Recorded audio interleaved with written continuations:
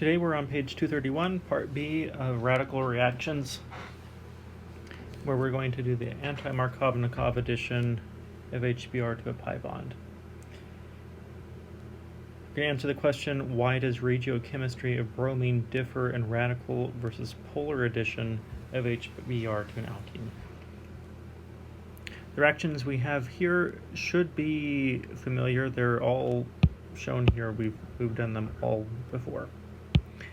I'd like you to start with number 21 and 22 below. Label them as radical or polar, and Markovnikov, anti-Markovnikov, or neither. So I want you to do this as some review. Hit pause and work them out, and then come back and check.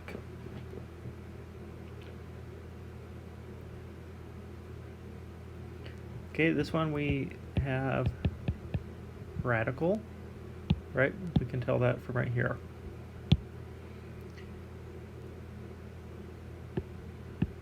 This one is polar. This one is radical. And the bottom one is polar. Okay, if you're not sure why, take some time to pause the video and check out what's going on. On the top, we are neither Markovnikov nor anti-Markovnikov. This one is anti. This one is anti, and the bottom one is Markovnikov. Okay. As with two sigma bonds, a radical can crash into a pi bond, break it, and bond with one of the participants, as we saw on the previous day. The mechanism here is pretty much the same radical reaction that we saw the other day. Explain why the radical shown in figure 15.3 is formed instead of this radical. So in other words, why is the radical here and not here? And this is an answer of something that we've talked a lot about. So if you have a hunch, your hunch is probably right. Okay, the bromine bonds to the less substituted carbon. A secondary radical, meaning a radical on a secondary carbon, secondary radical is preferred. It is preferred because it is more stable than a primary radical. So if you need to look into that a little bit more, you can look at page 227. Okay, so this radical, this is primary radical, that's a secondary radical. Just like with a carbocation, this is more stable. And that tells us why the halogen is going to add here rather than here. Number 24, use curved single barb arrows to show two propagation steps leading to the product shown. You do not need to show any termination steps. I would like you to pause and do this on your own. If you need some help, look back at page 229. Okay, so hit pause, try to work this out on your own, and then come back.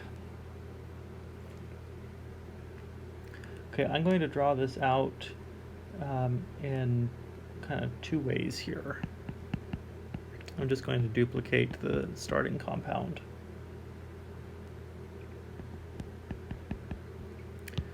I think we'll draw this like this.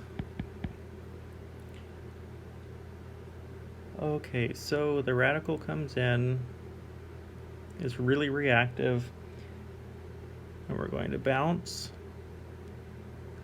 and come back like that. The other electron in that bond is going to go back there to the carbon.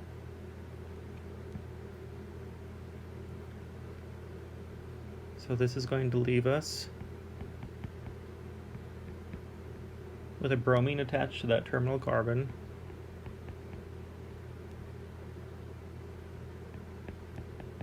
And something looks like that.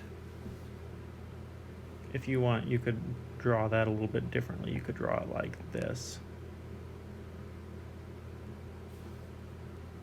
That would work too.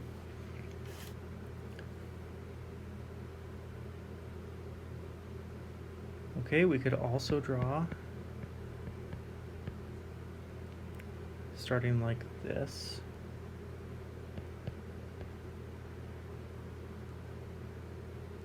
So we have our radical here. This is our next propagation step. I'm sorry, there shouldn't be a 3 there. Okay, so this radical comes in.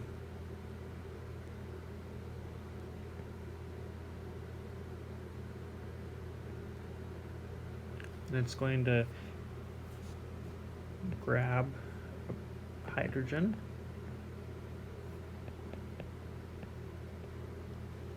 Okay. Okay, so here are 2 possible propagation steps. There are other propagation steps you could have done, but you need to be able to show the proper bouncing arrows, single barbed arrows. Remember, these need to be single barb, not double barb.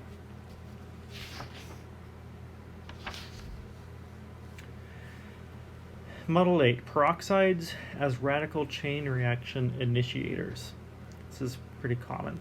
Previously, we have seen that a strong light source can be used to initiate a radical chain reaction by breaking bromine-bromine bond and generating bromine radicals. This method is effective only when there is a high concentration of elemental bromine, Br2, in solution. But the reaction at the top of the page works only when the concentration of HBr is high compared to Br2.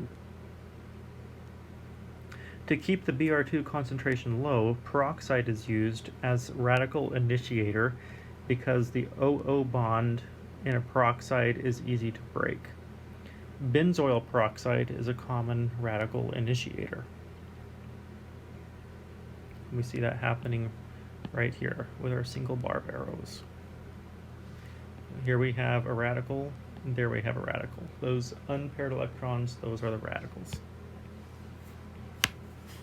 Bond dissociation energy is the amount of energy required to break a bond in a nonpolar fashion. Call this homolytic bond cleavage. Sometimes you might hear it said homolytic, but I think homolytic is more common. With 1 electron going to each of the 2 atoms involved in the bond. So remember, there are 2 electrons in this bond. One of them goes left, one of them goes right. Here we have the bond dissociation energies of hydrogen peroxide and benzoyl peroxide. Benzoyl peroxide is substantially lower. Which is easier to break, the OO bond of hydrogen peroxide or benzoyl peroxide? You should right away recognize benzoyl peroxide because its bond dissociation energy is lower. It takes less energy to break that bond. Construct an explanation for why that is the case. If you need to, check out Memorization Test 15.4. So, again, this is benzoyl peroxide. Hydrogen peroxide looks like this. So you need to ask yourself, what can benzoyl peroxide do to stabilize that hydrogen peroxide can't?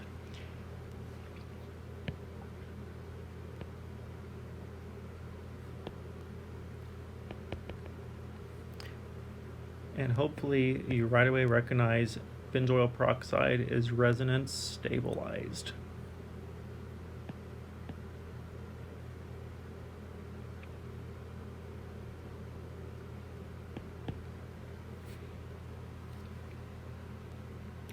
Okay, resonance is still a big deal. Okay, this is the last page of radical reactions. It's a beefy one though. As tempting as it would be to just watch the video as I plow through these, I want you to give this a solid attempt on your own and only hit play and watch me do them to confirm your answers.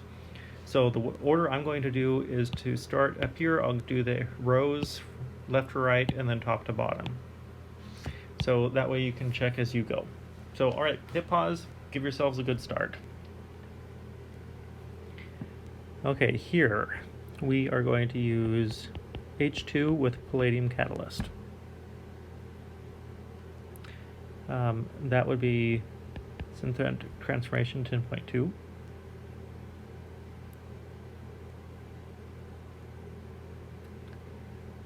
Okay, here I'll give you a hint. You're going to use reaction 15.2, plus you're going to have more products. This one over here, this is more prevalent.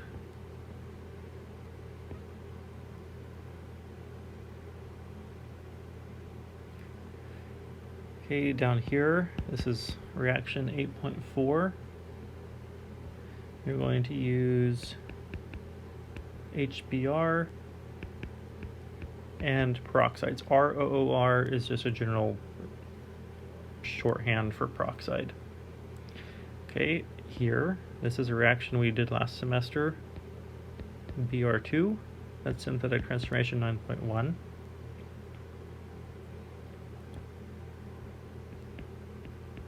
Br2 with H2O, that one's 9.5.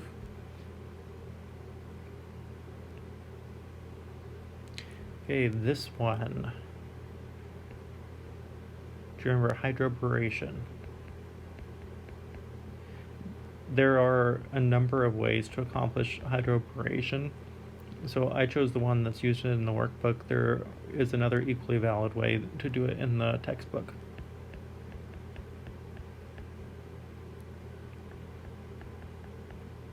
Okay, that's 10.1. Okay, you want the anti-Markovnikov addition.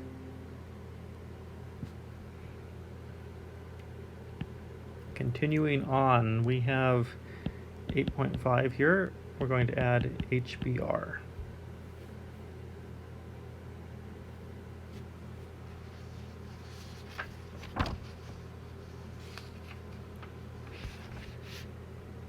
Oh, I never labeled this one up here. We have Br2 and light. You could also have NBS, some sort of radical initiator. Okay, back down to here. D2, palladium. It's also 10.2. It's the same as this up here, except that we swapped out D2 deuterium for the hydrogen.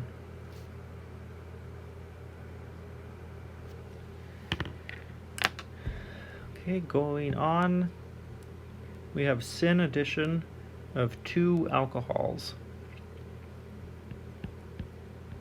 OSO4 with peroxide. It's 10.9.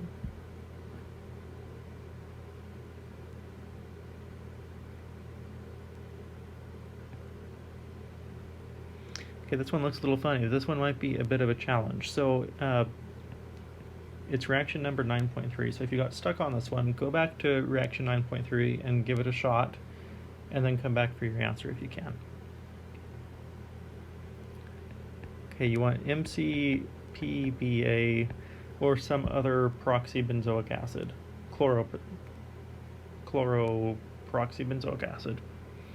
You're going to need ethoxide. So again, the ethoxide, that's this part here.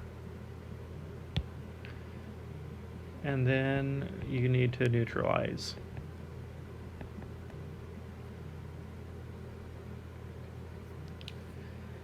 Okay, this one down here, 2 steps. Another with MCPBA or similar compound. We're going to need acid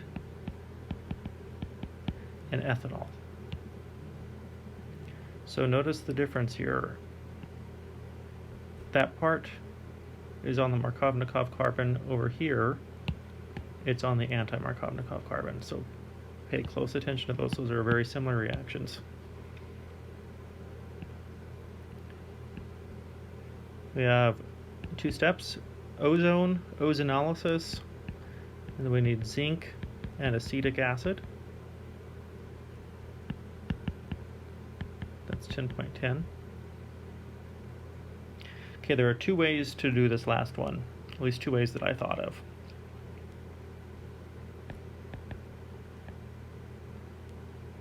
So you can do mercury acetate, ethanol, THF, followed by sodium borohydride. Or you could do it with acid plus ethanol.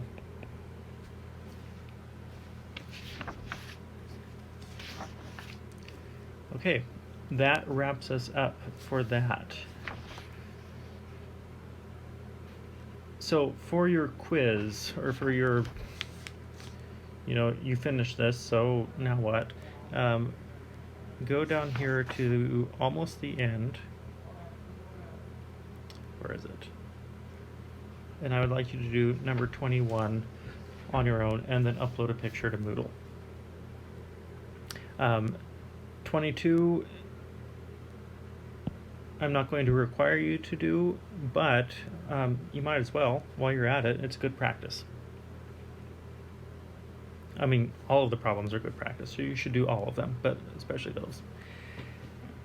The big picture, there are 2 basic types of reactions: polar reactions and radical reactions. We've already done some radical reactions this semester, or last semester. We just didn't call them that yet. So this course focuses on polar reactions because these are better understood and easier to diagram using curved arrows.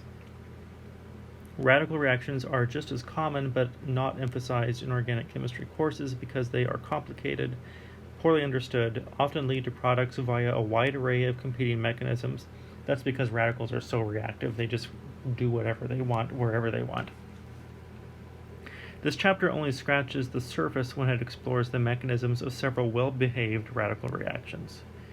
We will see the other radical reactions throughout this book in oxidation and reduction reactions, as well as other places, but we will not discuss their mechanisms. In fact, most reactions in this book that are presented without a mechanism are in fact radical reactions.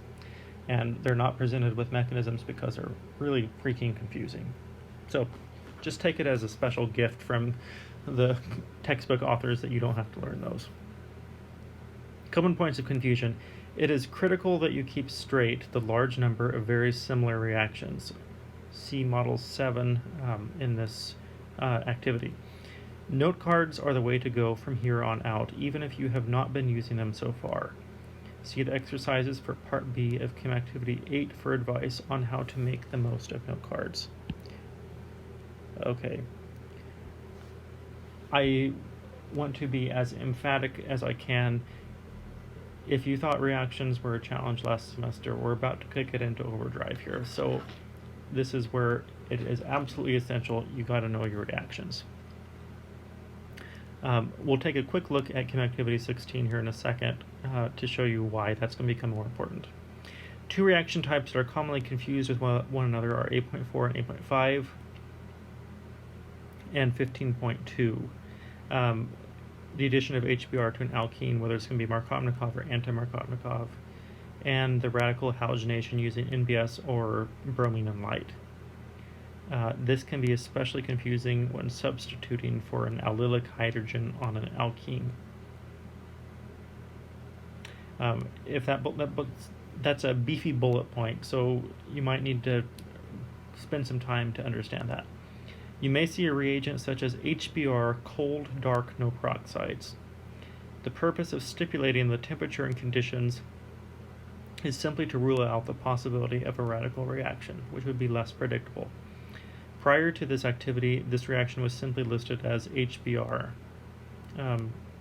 Now we're going to start being a little more specific with the cold, dark, no peroxides.